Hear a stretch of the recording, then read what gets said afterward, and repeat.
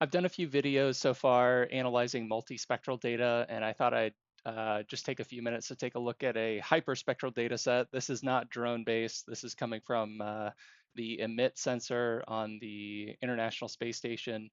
I was hoping to show how we could use this to identify where gold might exist below the surface, but I was having some issues with the end member classification tool in ENVI, which is the software that we're looking at. So I thought I would just instead go through some basic analysis of this hyperspectral data set. So this has a ton of spectral bands. I think if we go to, um, actually, I think if we go to data manager in here, it'll show us all of the spectral bands of this particular data set. So looks like we have 285 bands.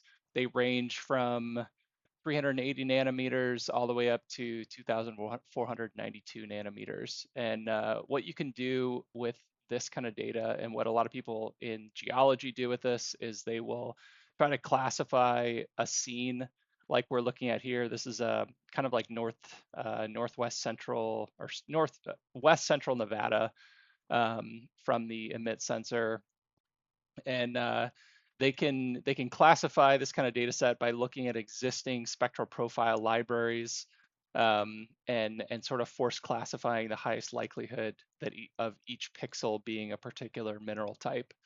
And I can kind of show how that works. So if I right click on the layer and go to profiles and then go to spectral, I can click around the map on different pixels, and it'll show me the radiance profile for each pixel across the spectral range of the hyperspectral data set. So as I mentioned before, it's around 300 all the way up to 2500. You can see um, the x-axis is that range, and then the y-axis is showing us the radiance value. And I think if I click on this identify button here, it will calculate the likelihood of, it'll show me what that pixel could possibly be. Yeah, so for that, for the particular pixel that I'm looking at, it's basically force assigning these different mineral types. And here's the library that it's using. I'm not sure what that represents, but there's a particular spectral library for that. So it's saying that this pixel right here is the closest profile to it is halloysite based on spectral angle mapper, and then this one, this classification method, not sure what that is. Gypsum and nontronite are the other two high likelihood um, mineral types. So if I click on a different pixel, it'll change the output. It's still halloysite. That one's a little different. It says nontronite. Nontronite is the second most likely.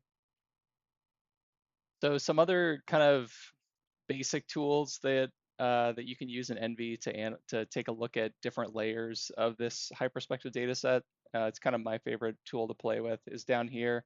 So this is showing the RGB um, layers, and if I click this randomizer button, it's just going to move those RGB. Um, it's going to change the composite to be like a random RGB false color composite. So if I keep clicking on that, it's just going to keep coming up with different false color composites. And this is like typically, when I was working more with hyperspectral data, this would be sort of the way that I would start looking at a data set, is I would just sort of click on the randomizer until I got an interesting composite. Not a scientific method, but it was the most fun in terms of like looking at a data set and making it make some interesting characteristics pop. So down here you can see there's some irrigation pivots that weren't super apparent before. and then you can see like a vein of something interesting going through here. But again, that's the randomizer is pretty fun, and then it's got some built-in layers that you can take a look at as well. So if I wanted to go back to the like a true color composite, I could just click on true color and that would turn it back to like the true RGB. I think there's also a color infrared that's probably going to make the vegetation in the scene pop, like those irrigation pivots that I pointed out earlier. And you can get all of this, you can get this emit data, just earthdata.nasa.gov and signing up for an account, and then basically selecting the type of data set that you want in the particular geographic region that you want. So again, I mentioned this is sort of like um, west central Nevada, kind of on the California-Nevada border that I pulled this from. Um, that's about it. Hope you enjoyed the video. Want to keep it short. Thanks.